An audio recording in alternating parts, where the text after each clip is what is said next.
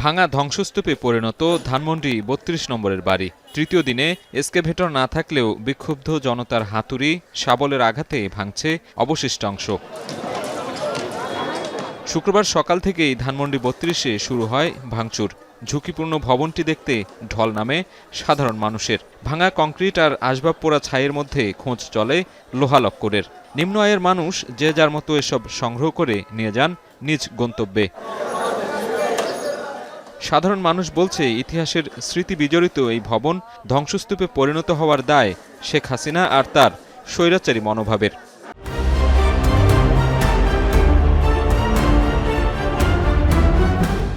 সবকিছুর শুরু হয়েছে এই ৩২ নাম্বার থেকে। তো ওইভাবে যদি বলেন, তো এই ৩২ নাম্বারের প্রতি মানুষের আসলে ক্ষোভ বলেন, রাগ বলেন, মানে এগুলার কোনো কমতি নাই। এই তৃপ্ততরপুরেই মানুষ আজকে তাদের এই পরিণতি, এবং কি উনি বিদেশে বৈশা যে জিনিসটা করতেছেন, ভারতে বৈশা উনি যদি এই জিনিসগুলো না করতেন তাহলে হয়তো আজকে এই জিনিসটা হতো না। সেই যে ভাষণ দিছে, এই ভাষণের মধ্যে সে কোনো ক্ষমা চাইছে জাতির কাছে? কোনো কিছুই চাই নাই। তাহলে জাতি কি করবে? সে ওই দেশে বসে আবার এই দেশে ষড়যন্ত্র করতেছে। ৩২ নম্বরে আসা উৎসুক জনতার প্রত্যাশা, এই পরিণতি আগামীতে শিক্ষা দেবে রাজনীতিবিদদের, ঢাল হয়ে ঠেকাবে যে কোনো স্বৈরাচারের উত্থান। আমরা ভবিষ্যতে যেন শুধু আমরা বলি যে রাজনৈতিক দল শিক্ষা নিক, না, আমরা জনগণরা শিক্ষা নিই।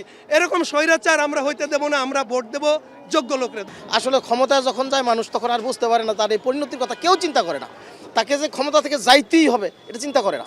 তাকে ক্ষমতা, এই পরিণতি তার অনিবার্য ছিল। আমি মনে করি এটা তার শাসন ক্ষমতার এটা সর্বশেষ বহিঃপ্রকাশ। এদিকে ক্ষমতাচ্যুত সাবেক প্রধানমন্ত্রী শেখ হাসিনা ও আওয়ামী লীগের পুনরুত্থান ঠেকাতে সবাইকে ঐক্যবদ্ধ হয়ে কাজ করার আহ্বান জানান উপস্থিত ছাত্র জনতা। সাজিদ আরাফাত, এখন, ঢাকা।